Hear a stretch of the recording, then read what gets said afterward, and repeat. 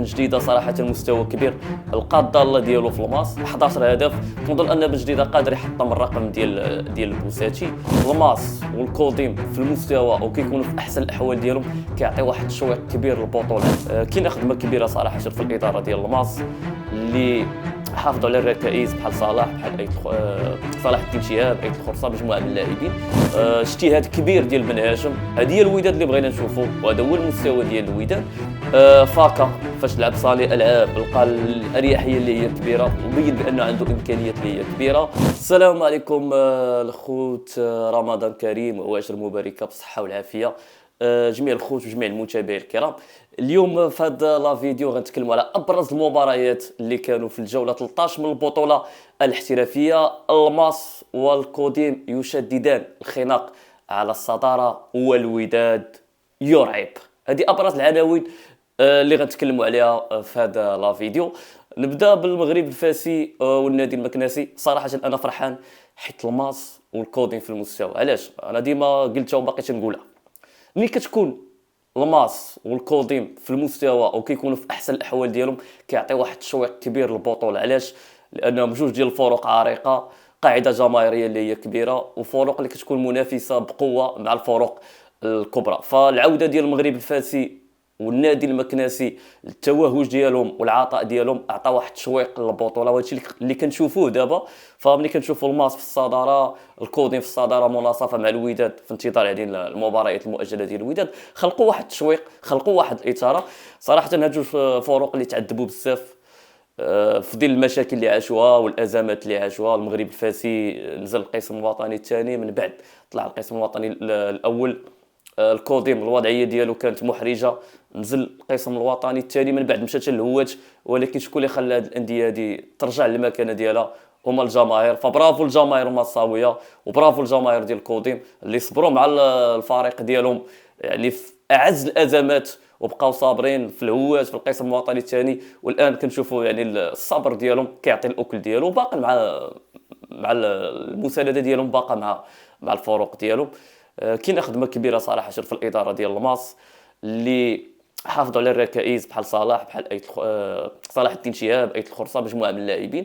جابوا لاعبين اللي ماشي بمبالغ اللي هي كبيره، ولكن لاعبين اللي غيتماشاو مع الفريق، لاعبين شباب بحال بن جديده صراحه المستوى كبير، لقى الضاله ديالو في الماس 11 هدف. كنظن ان بن جديده قادر يحطم الرقم ديال البوساتي. حمزه ايت علال اللي كان لاعب سابق الوداد ما خداش فرصه ديالو في الوداد، الان كنشوفوه دخل في المنظومه ديال الماس. دونك الانتدابات كانت على المقاس، وعامل كبير كتقوم به الاداره ديال الماس وحتى اللجنه التقنيه في قياده بدر القادوري. نفس الشيء الكوديم، فريق اللي كيشتغل بصمت بقياده المدرب الدنيبي. نتمنى ان شاء الله ان هاد الفرق يمشيو على هذا المنوال، لان ملي كتكون الماس في احسن الاحوال ديالها، ملي كتكون الكوديم في احسن الاحوال ديالها، كنشوفوا التشويق واثاره في البطوله. نمشيو غنتكلموا دابا على فريق الوداد الرياضي. الوداد اللي انتصر ب5-0 على اولمبيك التشيره، وهذه اكبر حصيله للوداد في البطوله الاحترافيه. صراحه تحسن كبير في الوداد، شفنا فعاليه هجوميه، اجتهاد كبير ديال بن هاشم. هذه هي الوداد اللي بغينا نشوفوا، وهذا هو المستوى ديال الوداد. وانا دائما كنت كنتقد بن هاشم. علاش كنت كنتقدوا؟ على التحفظ ديالو، لان كنت كنشوف بان الوداد عندها امكانيات اللي هي كبيره، عندها ترسانه بشريه اللي هي كبيره كتسمح لها انها تنتصر اداء ونتيجه. فما يمكنش بان الوداد بالامكانيات اللي عنده وبالمستوى اللي عنده انه في الدونور ينتصر بشق الانفس على نيروبي، على عزام التنزاني.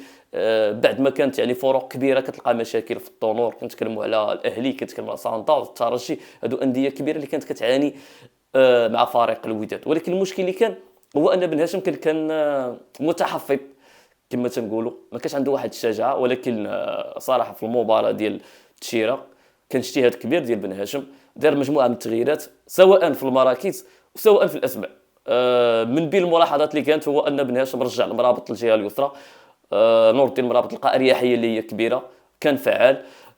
زياش لقى الراحه ديالو في الجهه اليمنى وخلاه متحرر اكثر. وشفنا ان زياش واخا ما سجلش، ولكن التمريرات اللي عطا كانت حاسمه. بدينا كنشوفوا المستوى ديال زياش الحقيقي. فاكا فاش لعب صالح العاب لقى الاريحيه اللي هي كبيره وبين بانه عنده امكانيات اللي هي كبيره. ناعم بيار بزاف ما كيتكلموش عليه، وكنلقى واحد المستوى كبير اللي خلى الصبار يلعب اريحيه. فهاد الاجتهادات كامله ديال بن هاشم خلاتنا نشوفوا يعني الاداء والمستوى اللي شفناه. ما نساوش ايضا حتى اللاعب خالي في الجهه اليسرى، ما نساوش ايضا حتى مصدق اللي لعب يعني كقلب دفاع الى جانب ابو الفتح. دونك كان اجتهادات ديال بن هاشم، كانت شجاعه ديال بن هاشم، وهذا الشيء اللي خلاتنا نشوفوا مستوى كبير والوجه الحقيقي ديال الوداد. وانا واثق ان بن هاشم اذا مشى بهذه الشجاعه وبهذا المبدا، ثقوا بيا ان ما كاينش اللي غادي يوقف الوداد، لان الوداد صراحه مرعب، هذا واقع. تركيبه بشريه قويه عند فريق الوداد الرياضي. نتمنى ان الوداد يمشي على هذا المنوال. دونك كانت متابعينا الكرام هذه ابرز النقاط اللي ناقشناها في الجوله 13. مازال ان شاء الله غنرجعوا غنتكلموا على الحصيله كامله ديال الجوله 13 من البطوله الاحترافيه. مره اخرى رمضان كريم، وما تنساوش انكم تفاعلوا معنا، تشاركونا التعليقات ديالكم، مرحبا بالاراء ديالكم. دائما قبل ما نختم نفس الشعار، كلكم نوار مع ديما لكم من اختار. تحياتي.